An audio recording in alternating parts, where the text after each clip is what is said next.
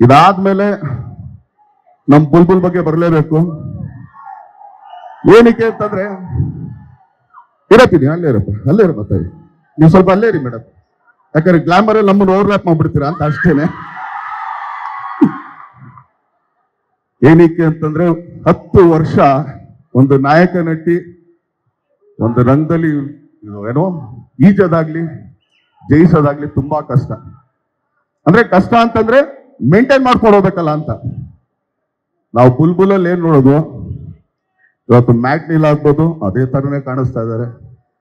ಅದ್ರಲ್ಲಿ ಅವ್ರ ಜರ್ನಿ ಗೊತ್ತಾಗ್ತಾ ಇದೆ ನಿಮ್ಗೆ. ಅದ್ರಲ್ಲೂ ಒಂದು ಶ್ರಮ ಇದೆ, ಹೌದೋ ಅಲ್ಲೋ. 10 ವರ್ಷ ನಮ್ಮಲ್ಲಿ ನಮ್ಮ ಇಂಡಸ್ಟ್ರಿನ ತಗೊಂಡ್ಬಿಟ್ರೆ, ಅಂದ್ರೆ ಹಳೆ ತಲೆಮಾರು ಹೇಳ್ತಾರೆ, ಈಗಿನ ತಲೆಮಾರಲ್ಲಿ 10 ವರ್ಷ ಯಾವ್ದಾರು ನಾಯಕ ನಟರು ಇದಾರ? ತುಂಬಾ ಕಮ್ಮಿ. ಸೊ ಅದ್ರಲ್ಲಿ ಮೊದಲನೇ ಸ್ಥಾನದಲ್ಲಿ ನಿಂತಾರೆ, ಅವ್ರಿಗೆ ಆಲ್ ದಿ ಬೆಸ್ಟ್. ಆಮೇಲೆ ನಾವ್ ಇಲ್ಲಿವರೆಗೆ ಆಕ್ಚುಲಿ ಅವ್ರು ತುಂಬಾ ಲವ್ಲಿ ಆಗಿ ಮುದ್ದಾಗಿ ಮಾಡ್ತಾರೆ ಅಂತ, ಈಗ ಹೋಗ್ಬೇಕಾದ್ರೆ ಒಂದು ಲುಕ್ ಕೊಟ್ರಲ್ಲಿ ನಮ್ಗೆ ಭಯ ಆಗೋಯ್ತು. ಮೊದಲೇ ದೇವ್ರ ಇಷ್ಟು ದಪ್ಪ ಕಂಡು ಕೊಟ್ಟಿದ್ದಾನೆ, ಅದ್ರ ಮೇಲೆ ಅಷ್ಟು ಅಗಲ ಕಂಡು ಕೊಟ್ಟಿದ್ದಾನೆ. ಸೊ ಅವ್ರಿಗೆ ಆಲ್ ದಿ ಬೆಸ್ಟ್, ಒಳ್ಳೇದಾಗ್ಲಿ.